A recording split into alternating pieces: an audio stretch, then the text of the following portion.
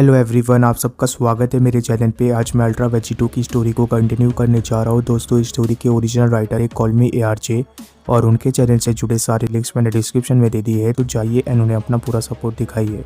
दोस्तों, ये ultra Vegito का न्यू चैप्टर है, तो चलिए ज़्यादा देर ना करते हुए वीडियो को स्टार्ट करते हैं। वीडियो की शुरुआत ट्रंक्स के ऊपर हुए अटैक से होती है। लूसिफ ने ट्रंक्स के ऊपर जबरदस्त अटैक कर दिया होता है, जिसके वजह से ट्रंक्स के चेस्ट में एक बहुत बड़ा छेद बन चुका होता है। लूसिफ से इस तरीके की अटैक की उम्मीद किसी भी जी वॉरियर्स ने नहीं की थी। लूसिफ का ये अटैक ट्रंक्स को लगते ही ट्रंक्स एकदम से जमीन के ऊपर गिरने लग जाता है।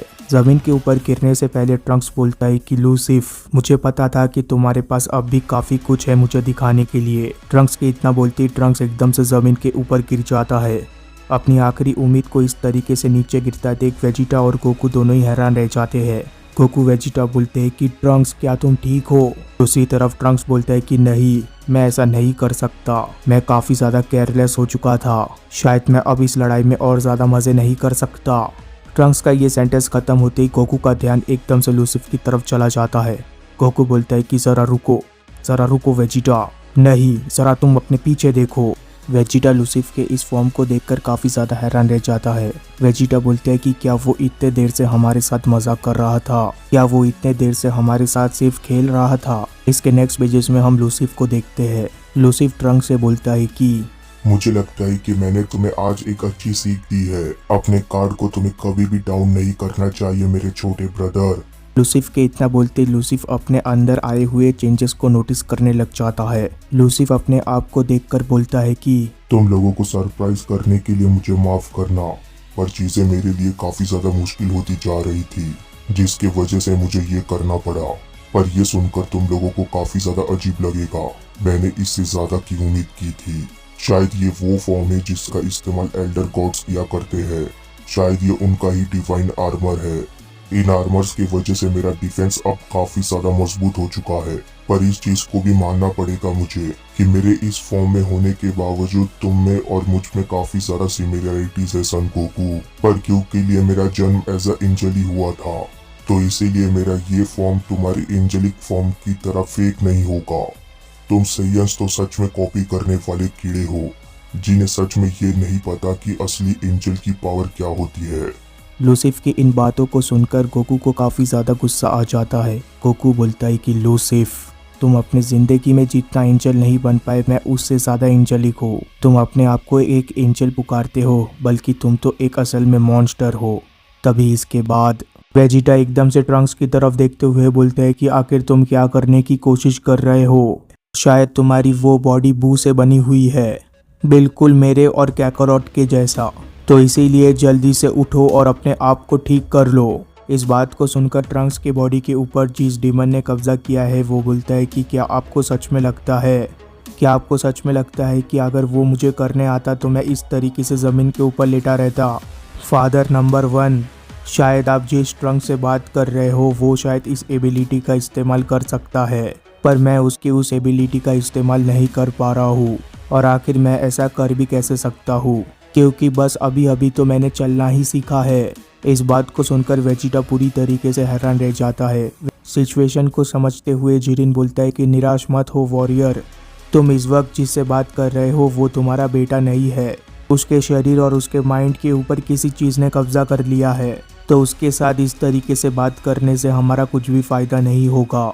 वेजिटा एकदम से गुस्से में ट्रंक्स की बॉडी के ऊपर जिस डीमन ने कब्जा किया है उससे बोलता है कि अगर तुम बू की एबिलिटीज का इस्तेमाल नहीं कर सकते तो मेरे बेटे के बॉडी को छोड़ दो। तुम मेरे बेटे के बॉडी से निकल जाओ। अगर तुम ऐसा नहीं करते तो वो किसी भी वक्त मर सकता है। वो डीमन बोलता है कि बेवकूफ़, मेरी बात को थोड़ा ध्यान से सुनो। तुम में से कोई मुझे ठीक कर दो। अगर ऐसा नहीं करते हो तो ये बैटल ख़त्म हो जाएगा अभी और इसी वक्त, क्योंकि चाहे तुम लोगों को ये पसंद आए या ना आए, अगर मैं इस वक्त ट्रंक्स की बॉडी को नहीं छोड़ता जैसा कि तुमने कहा, हाँ ये ट्रंक्स मारा जाएगा। पर अगर इस वक्त मैं इसकी बॉडी को छोड़कर चला जाता हूँ तो शायद जिस तरीके से ये बैटल जा रही है उस हिसाब से तो हम सब मारे जाएंगे। इस बात को सुनकर जिरिन, गोकू, वेजिटा तीनों के तीनों ही हैरान रह जाते हैं। तभी गोकू एकदम से फैसला करता है। गोकू एकदम से बोलते हैं कि अगर मैं इस चीज़ को फिर से करता हूँ तो शायद मुझे नहीं पता कि मैं इस बैटल में और ज़्यादा कंट्रीब्यूट कर भी पाऊंगा कि नहीं, और शायद हमारे पास अब और कोई रास्ता नहीं बचा है। गोकू के इतना बोलते ही गोकू एकदम से ट्रंक्स की तरफ जाने लग जाता है। गोकू धीरे धीरे ट्रंक्स की बॉडी की तरफ बढ़ रहा होता है। देखते ही देखते गोकू एकदम से ट्रंक्स की बॉडी तक पहुंच जाता है। जैसे ही उसे एहसास होता है कि वहां तक गोकू पहुंच चुका है, वैसे ही वो बोलता है कि फादर आप आ गए। गोकू आते ही एकदम से अपना हाथ ट्रंक्स की बॉडी के ऊपर रख देता है। गोकू बोलता है कि तुम बिल्कुल शांत रहो, जिसे देखकर वेजिटा बोलता है कि क्या करोट, आखिर तुम्हें क्या लग रहा है कि तुम इस वक्त क्या कर रहे हो, उसे तुम जाने दो। एक बारी वो ट्रंक्स की बॉडी से निकल जाए तो हम ट्रंक्स का ध्यान रख लेंगे, पर अगर तुम इस वक्त उसे ठीक करते हो तो तुम्हारे पास बिल्कुल भी एनर्जी नहीं बचेगी। जवाब में गोकू बोलता है कि वेजिटा इसकी कोई गारंटी नहीं है कि ये ट्रंक्स की बॉडी को छोड़ देगा ट्रंक्स की जान जाने से पहले। हमारे पास और कोई चॉइस नहीं बचा है, यही हमारी आखिरी उम्मीद है इस लड़ाई में।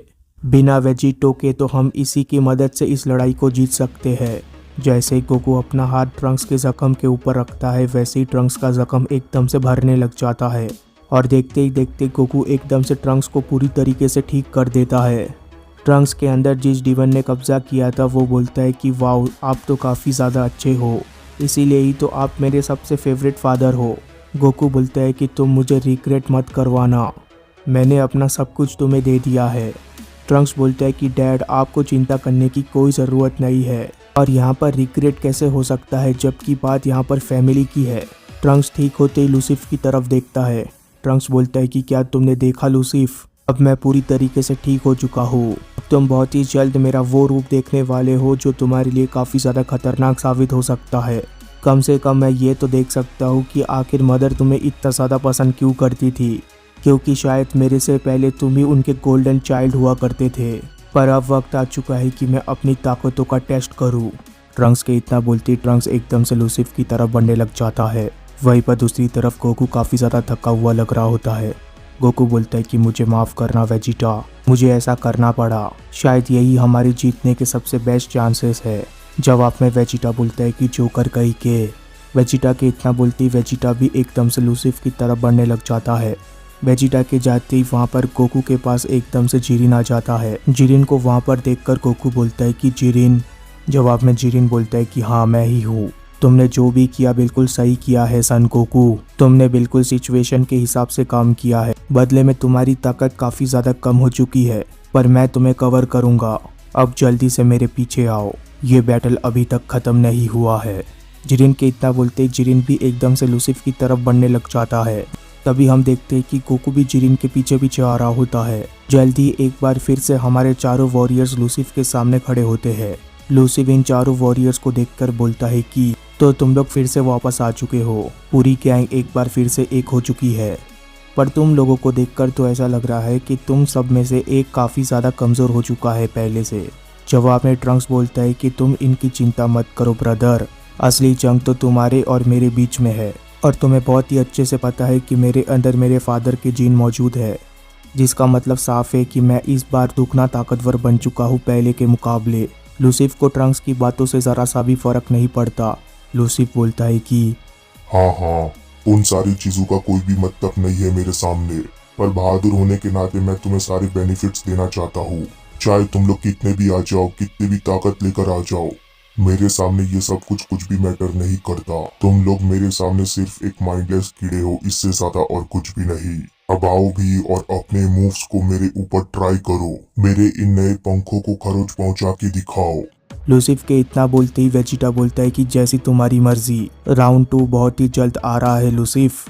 वेजिटा का इतना बोलती वेजिटा एकदम से पावर अप करने लग जाता है। वेजिटा पावर अप करते ही एकदम से सुपर सैयन 3 फॉर्म में ट्रांसफॉर्म हो जाता है। वेजिटा के सुपर सैयन 3 फॉर्म में ट्रांसफॉर्म होते ही एकदम से वेजिटा लूसिफ तक पहुंच जाता है। वेजिटा एक अटैक भी कर देता है लूसिफ के ऊपर, पर लूसिफ को ज्यादा फर्क नहीं पड़ता, जिसके वजह से वेजिटा फैसला करता है कि वो लूसिफ के ऊपर एनर्जी अटैक से हमला करेगा। वेजिटा एकदम से अपने हाथ में एक पावरफुल एनर्जी अटैक बनाने लग जाता है। वेजिटा उस एनर्जी अटैक को बनाते हुए बोलता है कि लूसिफ, तुम ये चाहते हो ना कि कोई तुम्हारे विंग्स को खरोच पहुंचाए, पर मेरे होते हुए ऐसा कोई कर नहीं सकता, क्योंकि मैं तुम्हारे विंग्स को जलाने वाला हूँ इससे पहले कोई उसे खरोच पहुंचाए। वेजिटा के इतना बोलती वेजिटा एक पावरफुल एनर्जी अटैक शूट कर देता है लूसिफ के ऊपर। वेजिटा के इस अटैक का नाम होता है गैलिक सन। सन के ही तरह ये अटैक भी स्फीयर शेप का होता है, पर इतने पावरफुल अटैक को अपने पास आता देखने के बावजूद लूसिफ को ज्यादा फर्क नहीं पड़ता। लूसिफ बोलता है कि जैसा कि मैंने कहा था, तुम लोग बस माइंडलेस कीड़े हो। आखिर तुम्हारी हिम्मत भी कैसे हुई मेरे जैसे किसी का मुकाबला करने की। लूसिफ के इतना बोलती वो एनर्जी अटैक एकदम से आकर लूसिफ को लग जाता है। जैसे ही वो एनर्जी अटैक लूसिफ से टकराता है, हमें एक जोरदार धमाका देखने मिलता है। इस धमाके से इतनी जबरदस्त एनर्जी निकल रही होती है कि गोकू भी इसे देखकर हैरान रह जाता है। गोकू बोलता है कि वेजिटा, तुम्हारी ताकत तो लगातार बढ़ती जा रही है। इस चीज को देखकर ट्रंक्स के अंदर जो डीमन मौजूद है वो बोलता है कि देखने से ऐसा लगता है कि वो आपका नंबर 1 स्पॉट ले रहे हैं, जरा आप उन्हें देखो। मुझे लगता है कि एक दिन इनके साथ एक डेथ बैटल करके काफी ज्यादा मजा आएगा मुझे। इस चीज को सुनकर गोकू पूरी तरीके से हैरान रह जाता है, पर ट्रंक्स के इतना बोलते ट्रंक्स एकदम से इस लड़ाई में कूद पड़ता है। ट्रंक्स को जाता देख जिरिन बोलता है कि अब वक्त आ चुका है सन गोकू, मैं लीड करूंगा, तुम मेरे पीछे रहना, मैं तुम्हारी रक्षा करूंगा। जिरिन के इतना बोलते ही जिरिन भी उस बैटल को ज्वाइन कर लेता है। दूर से ही इस फाइट के पावरफुल क्लैशेस हमें दिख रहे होते हैं। गोकू बोलता है कुछ तो अजीब हुआ है, जिरिन बिल्कुल ही बदल चुका है। अब मुझे इसे देखकर पुरानी जिरिन की याद आ गई। ठीक है, अब वक्त आ चुका है यहाँ से जाने का। गोकू के इतना बोलते ही गोकू एकदम से इंस्टेंट टेलीपोर्टेशन कर लेता है। इसके नेक्स्ट पेजेस में हमें वेजिटा दिखता है। लूसिफ ने एक जबरदस्त पंच मारा होता है वेजिटा को। ये पंच इतना ज्यादा पावरफुल होता है कि वेजिटा के नाक से खून निकल रहा होता है, पर लूसिफ सिर्फ इतने में ही नहीं रुकता। लूसिफ एकदम से अपना हाथ ऊपर करता है। लूसिफ बोलता है कि मुझे माफ करना वेजिटा, पर तुम्हें देखने से ऐसा तो लगता नहीं है कि तुम मेरे विंग्स को कुछ भी चोट पहुंचा पाए हो। लगता है यही तुम्हारा अंत है मेरे प्यारे प्रिंस। लूसिफ के इतना बोलते ही लूसिफ एकदम से अपना हाथ चला देता है। लूसिफ का ये हैंड मूवमेंट इतना ज्यादा तेज और पावरफुल होता है कि वेजिटा का बॉडी ही कट जाता है। लूसिफ ने वेजिटा के आधे बॉडी को काट दिया होता है, जिसके वजह से वेजिटा दर्द के मारे कर्रा रहा होता है। लूसिफ का अटैक वेजिटा के ऊपर खत्म हुआ ही होता है कि तभी हम देखते हैं कि वहां तक ट्रंक्स पहुंच जाता है। एक साइड से लूसिफ तक ट्रंक्स पहुंच जाता है, दूसरे साइड से जिरिन पहुंच जाता है। दोनों ही लूसिफ को घेर लेते हैं और इसके दूसरे ही पल हम देखते हैं कि दोनों ही एक ही वक्त पर अटैक करते हैं लूसिफ के ऊपर। पर लूसिफ की तेजी इतनी ज्यादा होती है कि लूसिफ इस अटैक को भी काफी आसानी से डॉच कर देता है।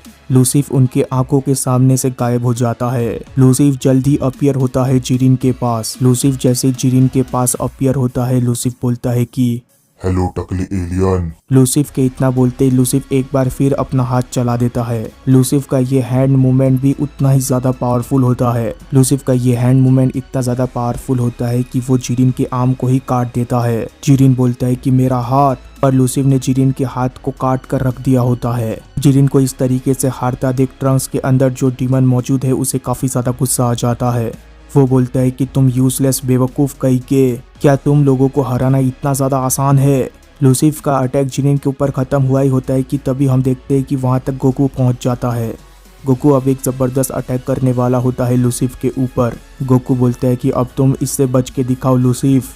गोकू के इतना बोलती गोकू एक पावरफुल पंच मार देता है लूसिफ के चेहरे के ऊपर, पर इससे लूसिफ जरा सा भी हिलता तक नहीं है, जिसकी उम्मीद गोकू ने बिल्कुल भी नहीं की थी। गोकू बोलता है कि शायद अब मुझे ऐसा लग रहा है कि मैंने ट्रंक्स को ज्यादा ताकत दे दी। गोकू ने इतना बोला ही होता है कि तभी हम देखते हैं कि वहां तक ट्रंक्स पहुंच जाता है। ट्रंक्स बोलता है कि आप चिंता मत करो फादर, मैं यहां तक पहुंच चुका हूँ। ट्रंक्स के इतना बोलते ही ट्रंक्स भी एक जबरदस्त किक लैंड करता है लूसिफ के ऊपर, पर ट्रंक्स का किक लूसिफ के ऊपर डायरेक्ट लैंड होने के बावजूद लूसिफ को कुछ भी फर्क नहीं पड़ता, जिसे देखकर ट्रंक्स पूरी तरीके से हैरान रह जाता है।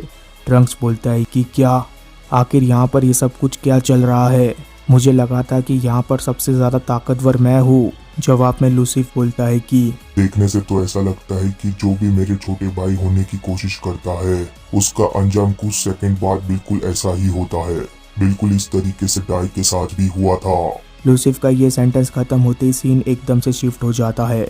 हम कैस्टियल और ओमनी किंग वेजिटो के फाइट में वापस आ जाते हैं। ओमनी किंग वेजिटो की तेजी को देखकर कैस्टियल पूरी तरीके से हैरान रह जाता है। कैस्टियल बोलता है कि आखिर तुम ऐसा कैसे कर सकते हो, तुम तो सिर्फ एक मामूली मॉडल हो। कैस्टियल और वेजिटो एक दूसरे के काफी ज्यादा नजदीक पहुंच चुके होते हैं। इसके नेक्स्ट पेजेस में हम देखते हैं कि कैस्टियल एक जबरदस्त अटैक कर देता है वेजिटो के ऊपर, पर वेजिटो उस अटैक को डॉज कर देता है। जैसे ही वेजिटो उस अटैक को डॉज करता है वैसे ही वेजिटो को मौका मिल जाता है अटैक करने का। वेजिटो एक अटैक कर देता है कैस्टियल के ऊपर, जिसे देखकर कैस्टियल थोड़ा सा हैरान रह जाता है, पर इसके बावजूद कैस्टियल उस अटैक को डॉज कर देता है। वेजिटो का ये अटैक सीधा जाकर जमीन से टकराता है। वेजिटो की इस तेजी को देखकर कैस्टियल बोलता है कि तुम तो सच में एक अमेजिंग फाइटर हो।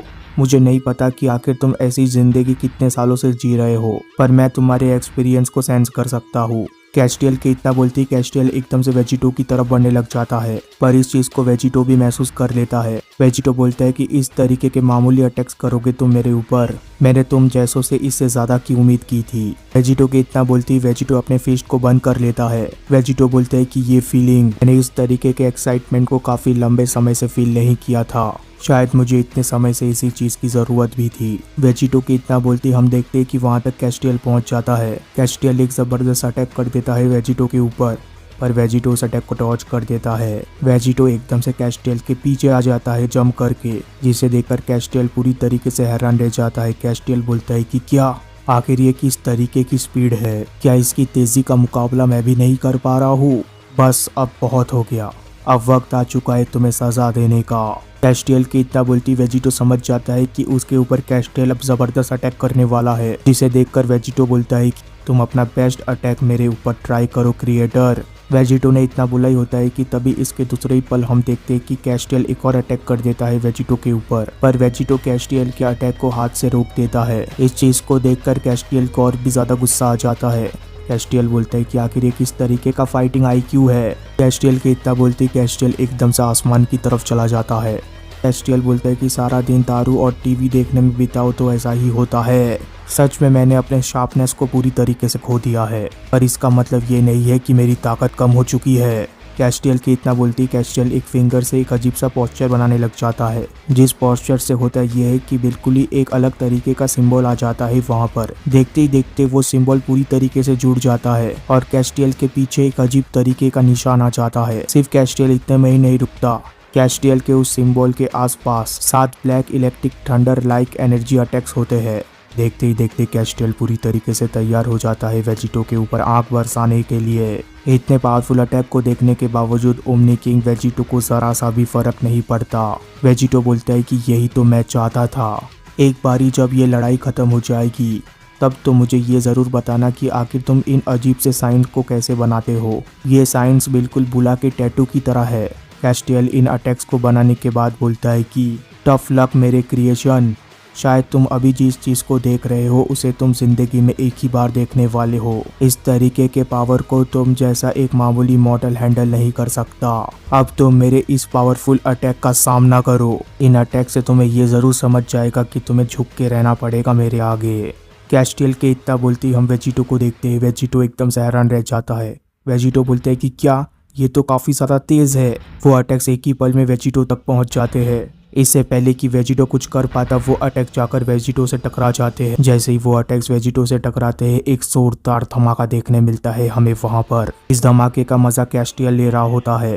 कैस्टियल बोलता है कि अब तुम्हें समझ में आ चुका होगा कि आखिर क्यों तुम्हें एल्डर गॉड से ज्यादा पंगा नहीं लेना चाहिए। मुझे पता है कि इन सारी चीजों का वजह मैं हूँ। मुझे तुम्हारे ऊपर इतना पावरफुल अटैक नहीं करना चाहिए था, पर मैं उम्मीद करता हूँ कि तुम्हारे शरीर का एक टुकड़ा तो इस अटैक से बच ही गया रहेगा, क्योंकि मैं अभी तक यहाँ पर मौजूद हूँ।